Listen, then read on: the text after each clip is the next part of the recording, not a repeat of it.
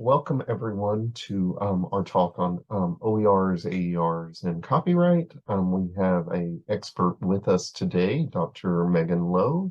She's Director of University Libraries at Northwestern. She has both practical experience in libraries doing this work. She has also published written a dissertation rather, that she'll be talking about today. And I'll be playing my role of faculty member who has questions and doesn't know too much, which is not really a role that I play, it's who I am. I am Will Rogers. I'm the content expert for the UL system for online teaching and learning. I kind of don't like the label of expert because it assumes, I think in some ways, that I don't have anything to learn, and I have a lot to learn, as we will see in this webinar. Even as I've done a lot of work with OERs, one of the things that we should all feel really comfortable with is that there's always a lot more information that's being produced in the use and research about OERs, and I think that's why it's really important to have Dr. Lowe here with us today. So with that being said, Dr. Lowe, would you like to introduce yourself further and maybe begin by talking about your dissertation? My name is Dr. Megan Lowe. As Will said, I'm the Director of University Libraries here at Northwestern. I oversee 4 libraries, 2 on the main campus, Watson, which is where I'm located. We also have Prince Library across campus, and then we have locations at Shreveport and Leesville. I did my doctorate, recently graduated as in May of this year, on faculty perceptions of affordable and open education resources. I've been involved in the open access movement in OER for a number of years now, going back to probably about 2008, 2009. And when OER hit my radar, it seemed like the perfect evolution for somebody who works in libraries, who believes in open access, and who was starting to be concerned on a number of fronts about the cost of textbooks. I was working on my second master's about the time this hit my radar. My husband was also in school working on a degree, and it really hit home how college was really becoming less accessible and less affordable to people. And we kind of expect tuition to be expensive, but it's going to be things like fees that really kill people. It's going to be things like textbooks that really kill people.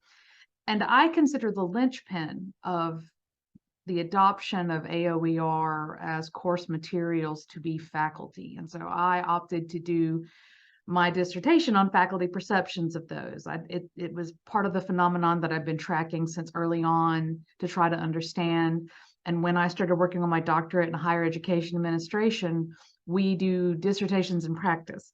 And I wanted to look at something that I don't want to say beating my head against, but it was something I was certainly not being as effective or successful in that as I wanted to be. And so I decided to interview my colleagues at my previous institution, the University of Louisiana at Monroe, which is one of the ways that Will and I know each other. And that's what I did. I interviewed faculty who had self-identified as using AOER as part of Act 125 course markings, and asked them a series of questions with their experiences in using AOER to understand that phenomenon better. As I said, I graduated in May. I have dropped a link in the chat to my dissertation. It is open access. It kind of blows my mind that I paid extra money to make it free. That kind of seems counterintuitive, but in my mind, that makes it affordable. It's not behind a paywall. ProQuest doesn't get anything from me. And anybody can go and look at what I found and use that work to their benefit. Great. So Dr. Lowe mentioned that we had a history working together with OERs, and we do. And just really quick, I want to give you my history of why I work in OERs as well. And then we'll move on to, basically I'll have some questions for Dr. Lowe, which she'll answer better than I will phrase my questions. You can see the modesty topos is something that I really live with. So I'm trained as, a medievalist and a queer theorist. And so doing medieval studies in America always means that you have to have digital resources. And because all of the authors that I work on with medieval studies are no longer alive, This means that I often can get around copyright and offer free and accessible sources to my students. It also means that one of the things about me that I'm a first generation college student from a low income background. I received Pell Grants, and even, before the written record, when I went to undergrad, um, textbooks were really expensive. So this has been one of my, and as Dr. Lowe notes, it's only gotten worse, right? Affordability is more of an issue, I think, than it ever has been. So this has been something that I've really been interested in, especially at ULM, which, of all the institutions that I've been affiliated with, ULM has the highest number of first generation college students from low income backgrounds and the highest number of faculty who are um, from the institutions I've been affiliated with, the highest number of faculty who themselves are from these low-income first-generation college backgrounds. So I know we've mentioned a lot of abbreviations, and I want to start out with that, right? Like, say we are both in some ways early adopters of OERs, but what is an OER? What is an AER, and why should we care? The movement started with OER, which are open educational resources. These are resources that are freely available, usually on the web. And I make that distinction because there was some early misconceptions that all OER were web-based, and that's not necessarily the case. When people started really trying to be realistic about what could be done about the cost of course materials, and for the record, some resources indicate that the cost of course materials have increased over 300% over the last 20 years, and that kind of blows my mind. There's some deviations in those numbers, but that's one of the ones that sticks out for me. So when people started looking at what could realistically be done to do that, there were some disciplines, there were some academic units that said that realistically we can't do free. The nature of the beast of our content is that we can't do it free, but we could try to do it affordable. And then therefore you had affordable education resources. The difference between these two really is that there's no cost to the student versus there is some cost that somebody somewhere is going to pay.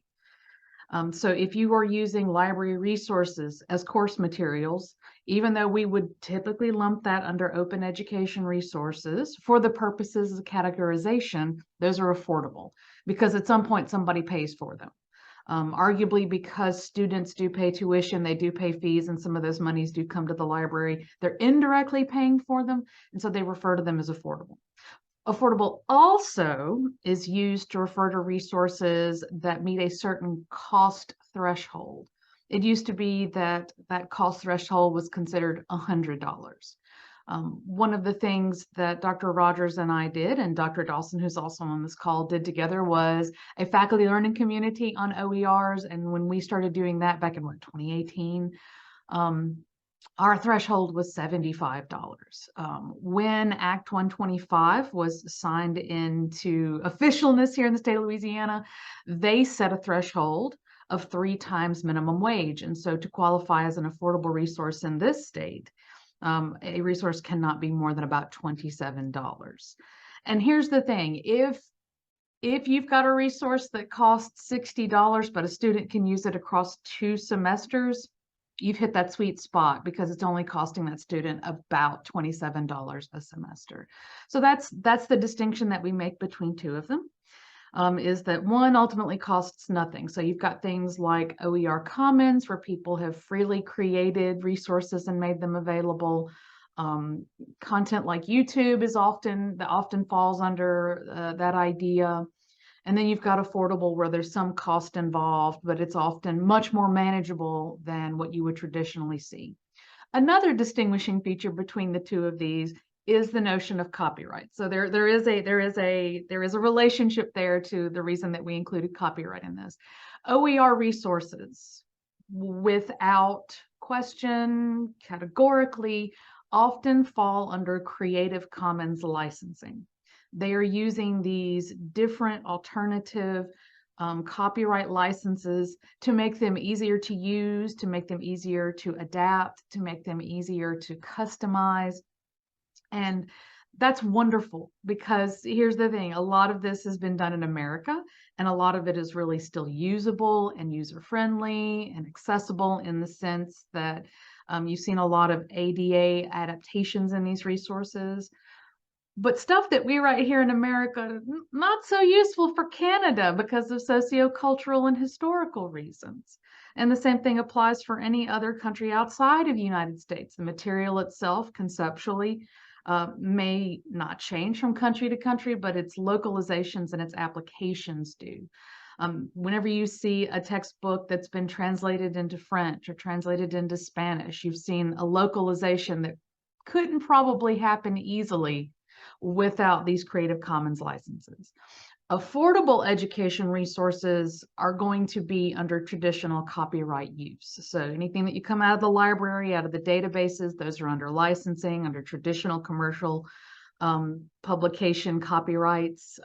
That's why you're going to see traditional textbooks still, they're affordable, but they're going to be commercially copyrighted types of resources that have distinct commercial applications. You can't take a textbook that's traditionally produced and adapt it for yourself. That just doesn't do. You've violated copyright or licensing at that stage. So OER, much friendlier cost-wise, much friendlier copyright-wise, very much in the vein of fair use itself.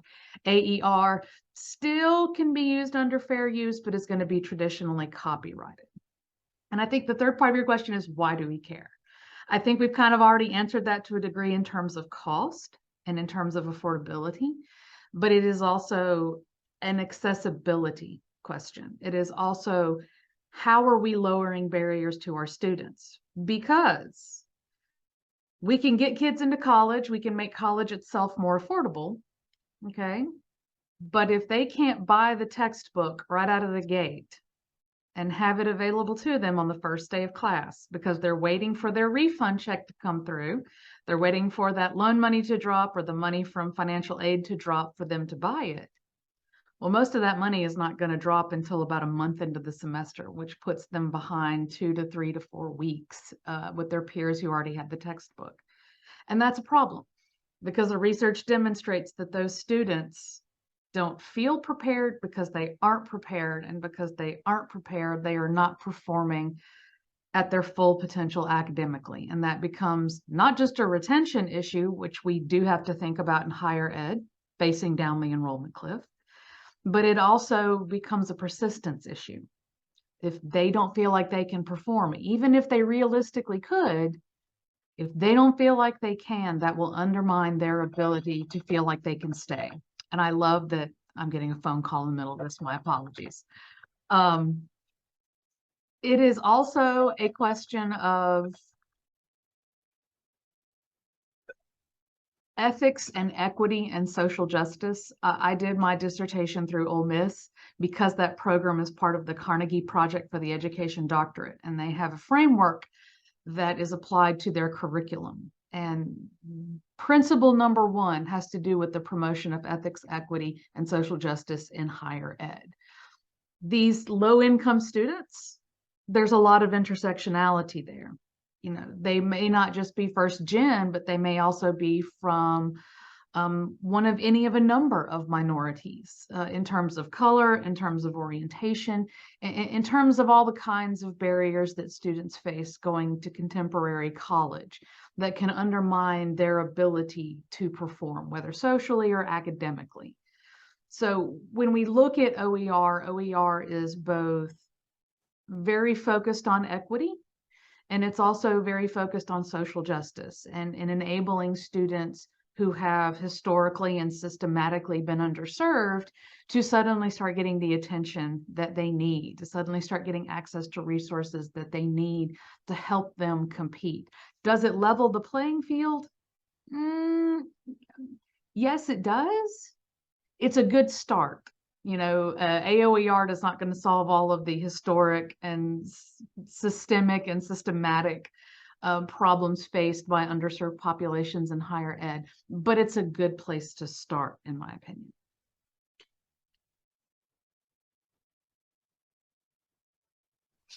Sorry, I will never forget to unmute myself.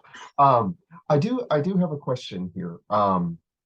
So a couple of questions. One, to sort of follow up on the accessibility. Um, so is there what is the value of OERs for people who perhaps, and I ask this as someone who has dyslexia, what is the value for using OERs in sort of meeting the challenges of folks who may have accommodations, right? And I get that that's a big question. And then the second question I have is, all right, so I'm a faculty member who found a PDF online, right? A full book I'd like to use. Can I? And who do I need to ask about that? So those are two questions. And whoever it is persistent. My apologies. So the first question about accessibility is that if you are buying a traditional print textbook, it's probably not necessarily going to come in a large print format.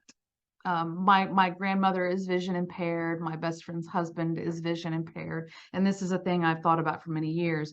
It's very easy to find your reader's guide in large print. A lot of public libraries carry large print versions of their most popular books that are checked out.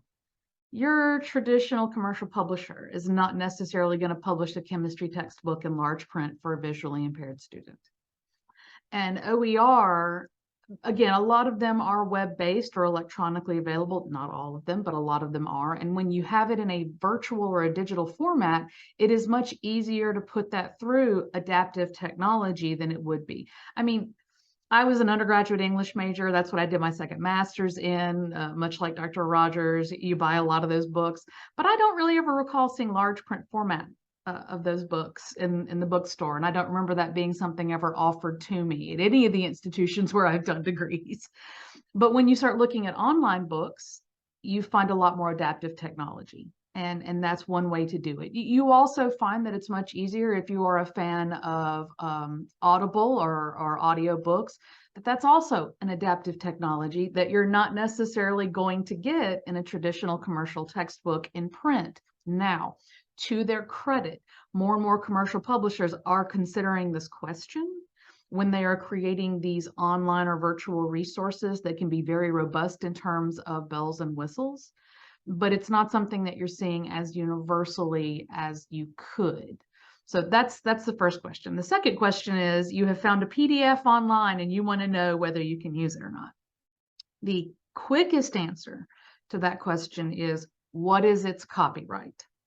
How is it copyrighted? So if you have found something through the Open Education Network, which used to be known as the Open Textbook Network, it's probably got a Creative Commons license on it, and it's probably freely available for use, no problem. If you have found something through OpenStax, which is an open textbook network, freely available to use. Now, if you have found that somebody has scanned the whole traditionally copyrighted textbook and posted on the web, which does happen, so it gets a little trickier here. Because it is a traditionally copyrighted textbook, it might be in violation of copyright to have found it that way. However, there are accommodations under copyright law where you can digitize a traditionally copyrighted text for accommodation purposes. So I mentioned that a lot of traditional commercial texts don't come in a large print format. That does not mean that you couldn't, to accommodate a student, scan a textbook so that they could load it into something like JAWS or to an optical reader for them.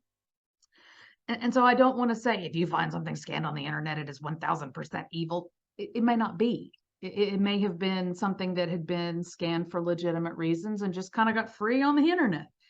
The best thing to do in this situation is to consider the source. If you find it on one of those sketch websites, you're probably not going to want to use it.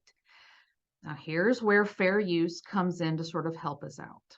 A number of my professors, when I started working on my doctorate, because it is a program focused on equity, ethics, and justice, and affordability is one of the topics that we cover profoundly in that curriculum, is they would scan the first couple of chapters of their textbooks and put them inside their learning management system. Now, fair use says that you can do that, because fair use says that you can make a limited portion of a traditionally copyrighted work available in circumstances like that. You would just have to do your due diligence to make sure that you've got an easily accessible fair use notice attached to that material. Now, I actually had a professor at my last institution, because she was using a book that was out of print. She thought she could scan her personal copy and make it available in her Moodle course shell. And one of her colleagues was actually in our faculty learning community. And because she'd gone through copyright training with me, realized that what her colleague was doing wasn't kosher. And she told her colleague, you need to call, you need to talk to somebody about that. And so she called me and she says, I love using this text. It's out of print, so this isn't a problem, right? And I said, it's out of print. It's not out of copyright. It is not in the public domain. So for you to have scanned this whole book and to have made it available in your course shell, for there not to be a fair use disclaimer, for there not to have been accommodation motivations behind this, if somebody discovers that you've done that, you could get in trouble with the publisher, because you've done the whole book and you've done it just to make it freely available, which good intentions. And I allowed the good intentions and the time it took to scan a whole book. But when you consider the work that goes into creating a book and the intellectual property rights involved in something like that, all the good intentions of that faculty member go out the window, because they're in violation of copyright, they're in violation of intellectual property concepts, and they're not communicating effectively with their students or their colleagues the nature of their work. The question in the chat about how does fair use work? So fair use is intended to support research and educational purposes. So anything done for teaching, learning, or research is what motivated the creation of fair use. It's a statute under copyright law intended to make educators' lives easier. The problem with fair use is that it's not very specific. It does not define what percentage of a work can be used and still be considered fair use. There's not a line where over here I've used the right amount to be considered compliant, and once I cross that line, I'm using too much and in violation of copyright. It's not clear. It's not defined. And the problem too is that it does not necessarily define what fair use is for a given format or type of work. So what fair use looks like for a book would not necessarily be considered the same for a piece of music or for an artwork or some sort of visual art. There's not anything in the law that defines a set number of words that could be considered fair use. Now, some style guides, like the APA manual, they've got what they think of as a fair use definition. APA says 500 words from a single textual based work is about fair use as far as they're concerned. But the law itself doesn't define that, which is why I always tell faculty who are trying to use works under the fair use statute to have a fair use disclaimer available. So if it does get out that they've used this work and the copyright holder feels as though they've exceeded fair use, they can say, it wasn't my intention. I've got a fair use disclaimer. I was using this for educational purposes. I think there's a misconception that when we put things in course shells, that because it's not freely accessible to the public, we don't have to do that disclaimer. But like I said, somebody might have scanned a book for legitimate accommodation purposes to make that available. And then it gets out free in the world. It gets free of its cage. And that fair use disclaimer is a way of sort of covering our bases and ensuring that we're demonstrating ethical use of resources. I do not have a good wording of that, but I will drop a link to one that I like to use in the chat real quick. Let me find it real quick. No. So while you're doing that, I also have a follow-up question. Yeah. And these are good questions from the chat. But the follow-up question, and giving you some time to find that wording. Um, so we've talked about, this sort of, I found this PDF online, maybe or maybe I can't use it. What is just an easy way for folks in Louisiana to find good OERs that are already under these Creative Commons licenses? And should, Dr. Rogers, Will Rogers, find a good, resource to use, but I want to change it, how do those Creative Commons licenses work for OER? So that's a big thing, and I get that. So um, just want to put those two out there. Okay, so I did just drop a link to a very good Fair Use Act disclaimer in the chat. I'm also about to drop another link in the chat. This will lead to the OER Commons as run by Lewis, which is the State Academic Library Consortium. They have done a great deal of work over the last 10 years on the OER front in Louisiana, and they were very instrumental in a lot of the legislation that we have in the state regarding open educational resources. As part of the work that they've done, they have a hub on OER Commons that is specifically geared toward resources in Louisiana. A lot of these resources in this particular hub have been linked with core curriculum in the state. They've been deliberately created with courses in Louisiana schools in mind. Right now, Lewis is running 2 grants, one from the Department of Ed, and then one is an IMLS grant that are focused on creating OER in the state that are amenable to dual enrollment. So there are a lot of good resources out there that are already very friendly for curricula here in the state, whether you're talking about the community college level or the 4-year level, whether you're talking about public or private, because Lewis is a consortium of academic libraries of all kinds. They have tried to be very mindful of making material that is localized to Louisiana, localized to our curriculum, and with our particular student populations in mind. So that's a good place to start there. Something more generically would be OpenStax, and that's OPENSTAX, real easy Google there. As far as how to adapt or adopt these resources, you're going to have to look at the Creative Commons licensing applied to a specific resource to determine what you can do with it. There are about 6 or 7 CCLs, and they all have different levels. We don't have time today to go through all the CCLs, but if something is in the public domain, that's actually a CCL itself. It means that you can use it however you see fit. That's why there was a lot of hullabaloo a couple of years ago when the copyright on, I think it was Mickey Mouse, expired and Disney didn't realize it. And for a very brief moment in time, Mickey Mouse was in the public domain and you could do anything you wanted with it. Disney is notorious for going after people who violate their copyrights and their trademarks. But something in the public domain can be used in any way that you see fit. Things can automatically enter public domain when their copyright expires. In this country, copyright is the length of the author's life plus 90 years. It can be renewed. So if there is an estate, that estate can renew it. If there is a publisher traditionally holding on to that, they can renew it. So it can be done. Obviously, Disney's been doing it. And how long has Walt been dead? For a number of years. And they've done it in different countries. So copyright in the US is not the same as copyright in the UK. It's not the same as in Japan. So it can be tricky. But the other CCLs allow you to do different things with what you've produced. A colleague and I just finished a book chapter. We were just signing our author agreements, and we were given an option to make our individual chapter available under a CCL. And we have chosen to go with the CCL that allows people to freely share the material, but they cannot change it. So it's an ND, no derivatives. And we made that decision because we wanted the data in that research to remain static. So if somebody wants to take that work and use it in a course or use it as part of their research, cleared for takeoff, cleared for landing, go on ahead, but don't change the content of it. Because I think that data set needed to stay static at that time. Other people's research, they may share under much more broad licenses where there's a lot more creative leeway to do things with it, to create derivatives.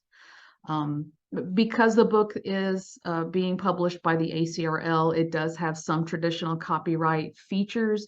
So somebody could download our chapter for free, if I recall correctly, but they couldn't download the whole book for free because other authors in that book may have different opinions about how their work is disseminated and distributed.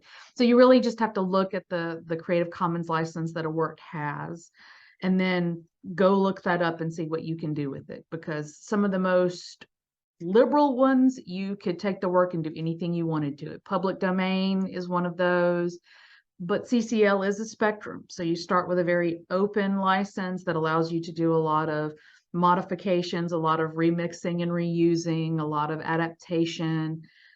You can, in some cases, commercialize it yourself. So the original creator may not have made any money off of it, but you're welcome to try to make a buck off of it. Go right ahead. And then you've got some that are very, very restrictive that say you cannot change anything here. You cannot use this commercially in any way, that whatever you're doing with it, basically all you can do is download it and share it. And that's the limit of it.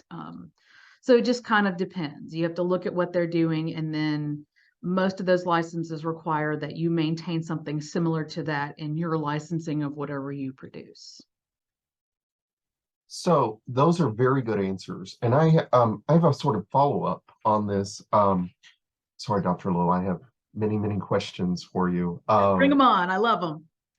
So one of the things that would come up is, it's great that, you know, Dr. Dawson, you and I know these things about OERs and can serve in our specific contexts as a sort of expert to answer questions. But there are 9 member institutions, I think. Without knowing each one of these 9 institutions, where would you suggest that someone from each respective institution go first to ask these questions about OER? Is there someone on campus who would probably know best? Libraries. Go straight to the library. It varies from institution to institution who might be over it. Some institutions in the system have designated OER librarians. Nichols State used to have a designated OER librarian. She became the director, Elizabeth Batt. She has since left us, which is sad. She's now at Ole Miss, which is kind of funny. But some institutions have a designated person who handles this. My institution does not. Because of my experiences and expertise, I've kind of become the de facto OER person on my campus, and it was like that at my last institution. But if you start with the library and you start with the library director, they can direct you either to the appropriate person who's handling that on their campus, or they themselves might be that touch point person as well. And they can connect you with the consortium if you're looking for resources, because the consortium is also a good place to start. They've also got a lot of good resources as well, and that's just lewislibraries.org. And they fall under the auspices of the Board of Regents. And so they're actually sort of above the different systems in terms of hierarchy. And that's also a good place to figure out who's doing what, where, and who you could connect with. And I also want to say, I asked the question, I also have somewhat of an answer, right? That I think I can volunteer the both of us to sort of answer these questions. I think we've tried to do a lot of system-wide work here, right? We did have an OER boot camp, intensive boot camp over the summer, and that material is still available in certain ways. So I want to get into some of the negatives, right? Because I feel like, even as I am sort of an evangel for OERs, that one of the best things to do is to sort of imagine and work through the challenges. And so for the rest of the time, maybe I'd like to discuss those with you, Dr. Lowe, especially because I think your dissertation work is central to how we might adopt these and the sort of processes by which this becomes possible. So the first question I think faculty will always have is a question about time. You mentioned time for the student, right? And this is a great advantage for the student. However, a lot of things that save students time actually rebound on faculty and staff in terms of adding to our time.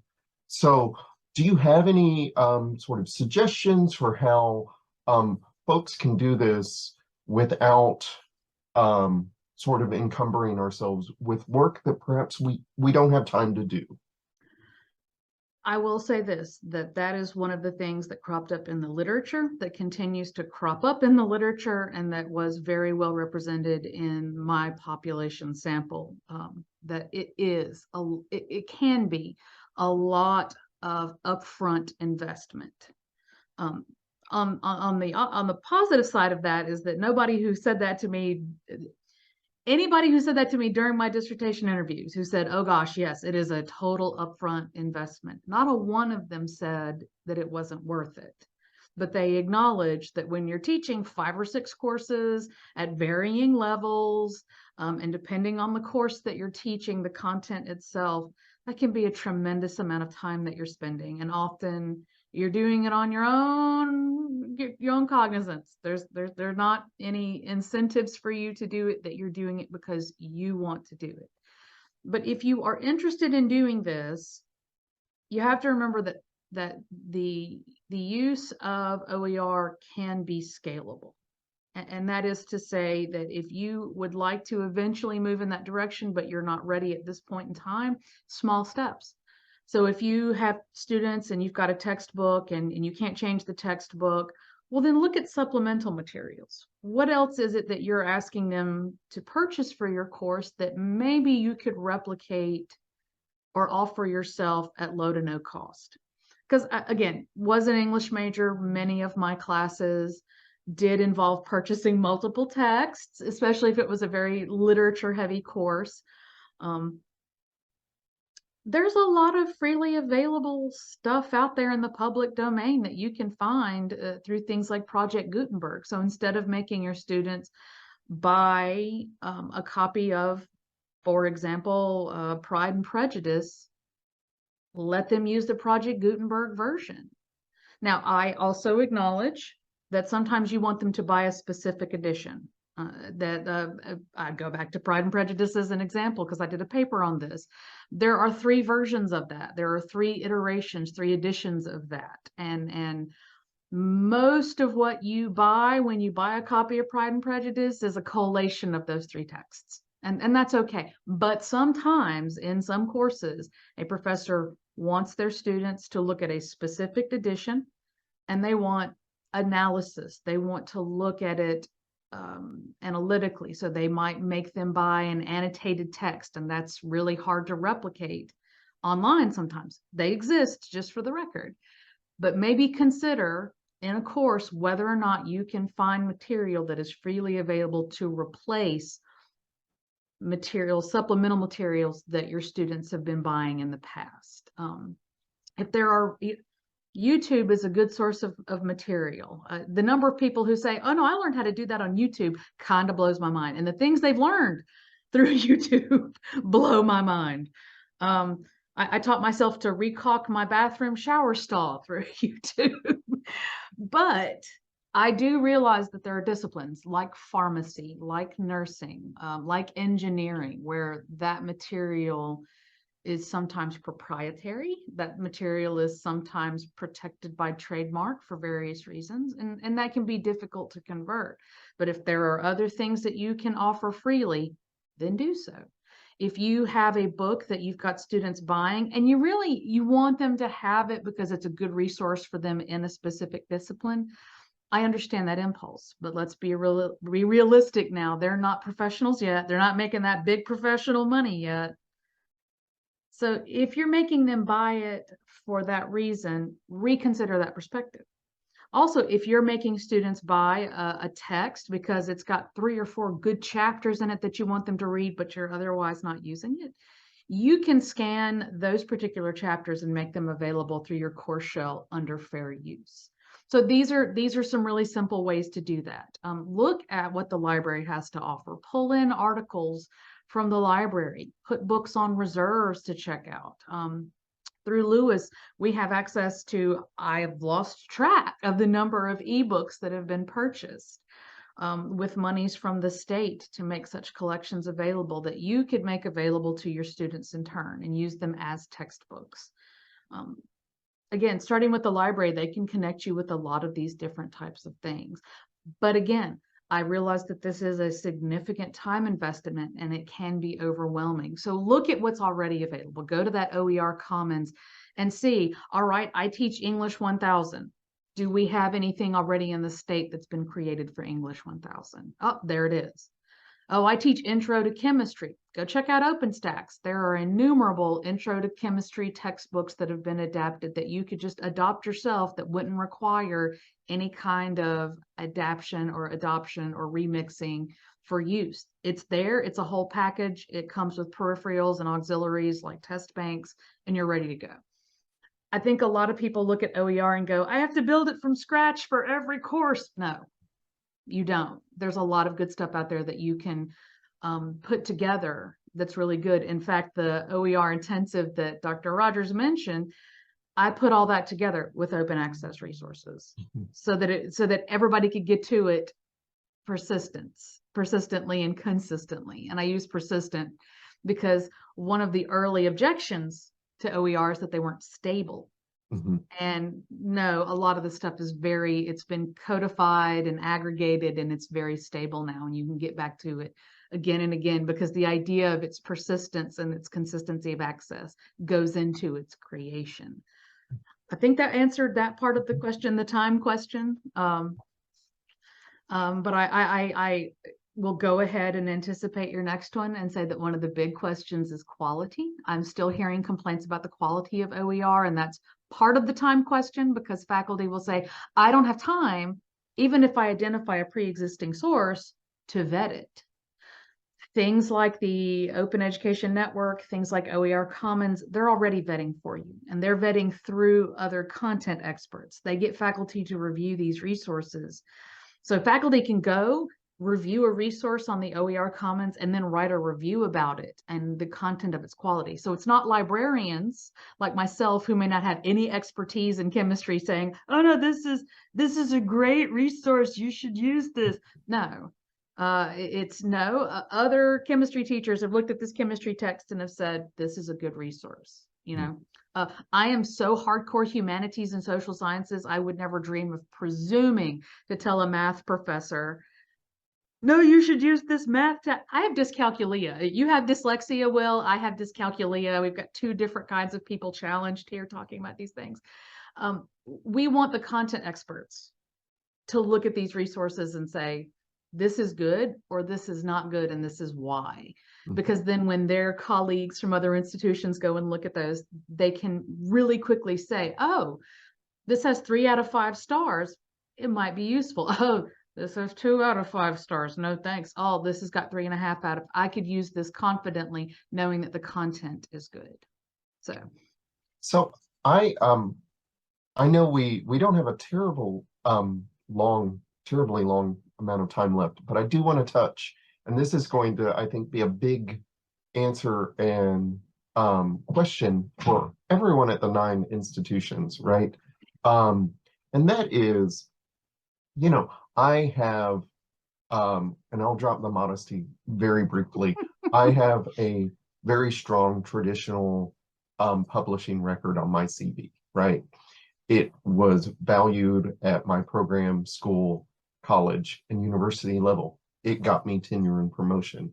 However, there are also plenty of ways in which my publishing has been about OERs, and in some ways has been a lot more useful for a larger community, for scholars, etc. So one of my jobs, I think, this year as online expert is to be thinking about how the 9 institutions can have some sort of larger discussion about tenure and promotion. So even if we're not tenured, we also probably need to worry about yearly evaluations and promotion, etc. So that's when the question about time comes up. It's also a question about, like, what do we do about tenure and promotion? And many of these OERs take as much research as your traditional peer-reviewed article. And so how do we talk about that?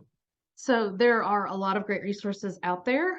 where there are institutions who have adopted this idea that OER creation and use are treated like traditional publishing, and they have guidelines for that. And I've got a whole bunch bookmarked because I have been asked this question recently and was looking through those, because I think it's a conversation that we have to have. I have heard faculty say, I believe in this philosophically. I support the notion of open access and OER philosophically. It's something that I wish I had more time to engage with, but it's hard for me to justify that time investment when I'm being expected to publish in my field as part of tenure. And until the OER effort is acknowledged in the tenure process and the promotion process the way that other publishing is, I don't feel comfortable using time that I could be devoting to the expected publications to OER, again, even though I support them philosophically. What I can say is that there are pre-existing guidelines that could very easily be adopted, that other institutions, reputable institutions, have already established as part of their TMP guidelines. I think having that conversation at the system level is important. Now, I know that to some degree, TMP becomes an individual academic unit discussion. How English treats things is different from how education treats things, which is different from how math treats things. And that's worth acknowledging. But I think having those sort of overarching guidelines would be useful. And to his credit, I know that there is interest on the part of Dr. Henderson to look at questions of promotion and tenure and what that means for the system itself. And given how pro-libraries he is, if full disclosure, y'all, not only was he the president of NSU, where I'm at for a number of years, his mother also served as a librarian in this very library, Dr. Martha Henderson. So Dr. Henderson is already pro-library, and I think that being pro-library means he's receptive to the initiatives and efforts that libraries make, which include OER. And when I hear him talk about libraries and I hear him talk about problems with higher ed, he talks about affordability and accessibility. So I think as long as he sees OER as a solution to those issues, I think he'll be receptive to the notion of adopting system tenure and promotion guidelines to acknowledge the time investment and effort and work and lasting impact of what OERs are. And if we want to get mercenary, and I will gladly be mercenary, you've got your modesty, Will. I've got my mercenariness. There's a lot of good data for the impact that OERs have already made at the state level that Lewis shares, but you can also look at some institutions and they're able to share the impact of their OER adoptions on their campuses individually. And I think if we could look at that at the system level and say, look at what we're doing for our students, look at how much money we're saving, and this is because faculty have adopted these texts, we could have much more productive conversations about adapting our tenure and promotion guidelines to incorporate OER work. And, that brings up this follow-up question for me. So at full disclosure, I'm involved with the OER grant for the Department of Education, right? And it's been a really useful experience. It's also come with, the bells and whistles associated with funded research. Yes. Which is a absolute necessary incentive. So should folks want to carve out a sort of research agenda, conference agenda, traditional grant agenda with this, where do they go, right? Like, are there good conferences? Where do you think we should be looking for grants? Grants in the state right now always look to Lewis, because that is a big part of, so the 2018 to 2021 strategic plan for the consortium looked at OER. And right now the consortium itself is in the process of developing its new strategic plan. And I have no doubt that OER are going to continue to be a part of that. And because that's going to continue to be part of the strategic plan for Lewis, they're going to continue to pursue funding on that front. The fact that they are connected to the Board of Regents and under their authority makes it a lot easier for them to share the wealth, as it were. So these last two grants, the one that you're working, are you doing the Department of Ed one or the IMLS one? I think the Department of Ed, the 3-year one. Yes, that's the multi-million-dollar one. I'm on the advisory board for that one. That when they get those grants, the Board of Regents notices, and at the end of the year, when the Board of Regents sometimes has money left over, they have been known to give that to Lewis, and Lewis will use that to fund different kinds of opportunities. And one of the things that the consortiums wanted to do for years is to do grant making itself, where right now their grant making has to do with getting something like this Department of Ed grant and then engaging faculty that way. They want to be able to do their own grant making with that kind of funding as well. So starting with the consortium is a good place to find those funding opportunities. Getting involved in something like the Open Education Network that also does that sort of grant making on the OER front is good. There's an organization known as Lyrasis that also does grant making on that front as well. Will and I did one with Lyrasis before. Mhm. They were doing that, was it Monash University they were doing that in Mhm. conjunction with? So you see organizations like that doing that. Rebus is another open publishing entity, and I think they also have grant funding as well, grant opportunities. And all of these entities that I just mentioned, by and large, also often offer conferences and professional development on that front. The OEN does every year. They do the OEN Summit every year, and that's really wonderful. The Open Textbooks, excuse me, the OpenStax, I think, does something as well. There are a lot of really great resources out there. Now, Lewis itself doesn't have a conference on open education resources, but they do facilitate training on open educational resources in conjunction with the Open Education Network. So that's another good place to do it. Little webinars like this are also meaningful too, because the more conceptually people get familiar with the idea and have their misconceptions dispelled, I think the more receptive they become to it. Again, best place to start in the state is going to be with the consortium. So, reach out to your libraries, because there are 48 member institutions in the state, and they include all of the UL system ones as well. So reaching out to your dean or director can really put you in touch with a wealth of resources on the OER front, whether you're talking about familiarizing yourself with concepts, finding out what's available, or looking at funding opportunities. Right. Those are all amazing opportunities. Who, besides the library and the librarians on your campus, who is the contact for faculty and staff at Lewis, right? If we needed to contact someone at Lewis about The OERs. fastest, let's see, I think the person currently over affordable learning is Emily Frank. Mhm. But the executive director is Laurie Blandino, and she's also been involved in that, especially with the grants themselves. So Laurie Blandino is a good place to start as the executive director, and then I believe Emily Frank is still over the affordable learning aspect of what they do, and she's wonderful. If you've been trying to reach her for a while and weren't getting her, she was on maternity leave, but she's now back in the office. We just had our major Lewis Users Conference last week, and there was a lot of really great conversations around affordable learning opportunities. It's also worth noting that there are a lot of things that you can do like locally and easily in ways that you wouldn't expect. So we use Moodle at NSU. Moodle has something called Moodle Books, and it's really more of a delivery. It's a place in a Moodle shell to put things and to aggregate them. And that is a good way to sort of create accessibility to resources that you might want to use without having to deal with a cumbersome platform. But if you are looking at these more formalized structures and platforms that have been tried and tested, then the consortium is a good place to start. So I know we're running out of time, but I just want to end with both of us, talking maybe about a good experience with OERs and how we've sort of moved the needle. And I think I'll go first, right? And so, I teach Shakespeare tragedies every fall, right? And so I teach about the fall, that is the tragedy, every fall or every autumn.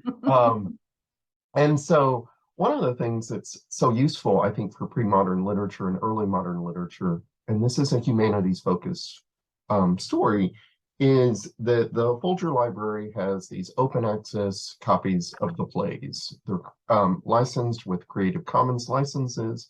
And so what this has allowed me to do is to, for that class, have students create their own OERs, right? Their own introductions to these plays, right? You get the Creative Commons license, you get the play, but you don't get any of the sort of introductory material that Folger sells as part of their print editions.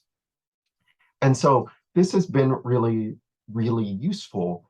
And one of the things I'd like to say is that not only is this a class that uses OERs, but it's a class that, allows students to create their own OERs, which we're publishing for, high school teachers to use as they sort of teach this play or these plays or other communities. And so I want to say too that, like, in thinking about OERs, and I know I sound like a sort of, I'm not trying to be toxic positive here, right? But I do want to say that it's allowed me to rethink my discipline and my own teaching investments in really exciting ways.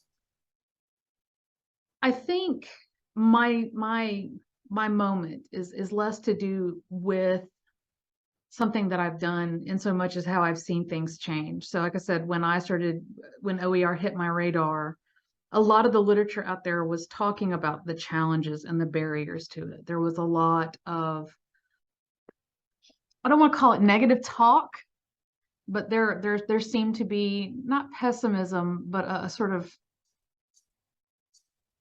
hopeful fatalism that while OER were a great idea, they just weren't feasible, or they weren't practical, or it just was going to take a very long time for them to sort of really bear the fruits of harvest. And those of us who were doing the work were like, I mean, yeah, this is higher ed, and that's the context that we're doing it. That's the way it feels.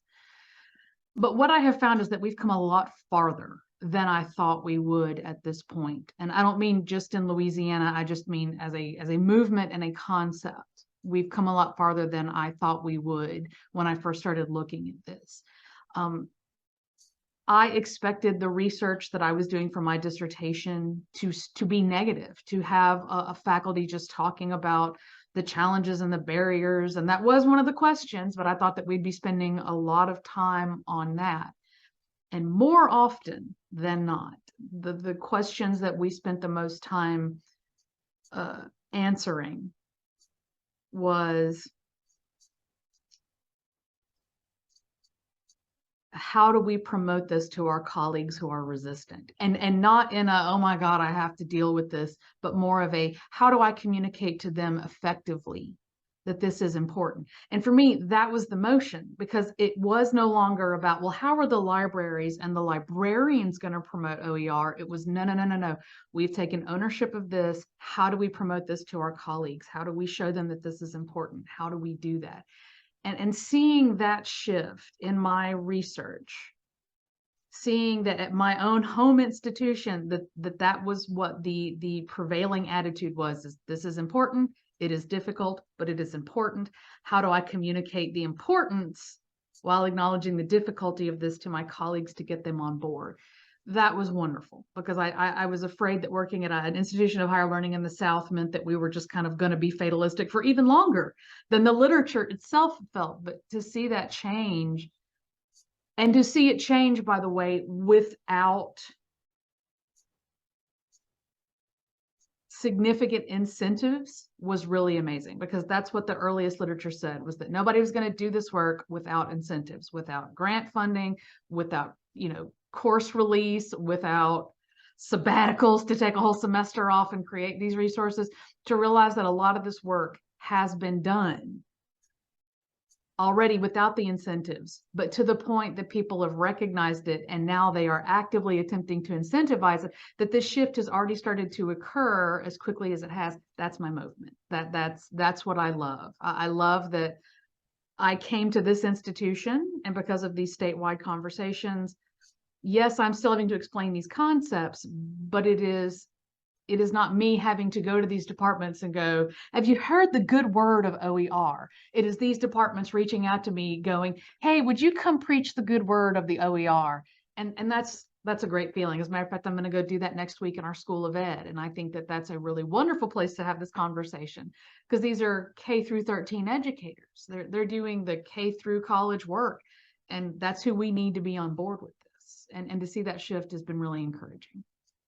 Well, thank you so much. We talked a lot about time. We're actually out of time, and that's unfortunate, but we'll continue these conversations. Please feel free, folks watching this now and watching it later, to reach out to all three of us, actually, to Dr. Dawson, Dr. Lowe, and to me, with any questions. I think we're definitely willing to help. And let me put my email, if I can type it out correctly, in the chat.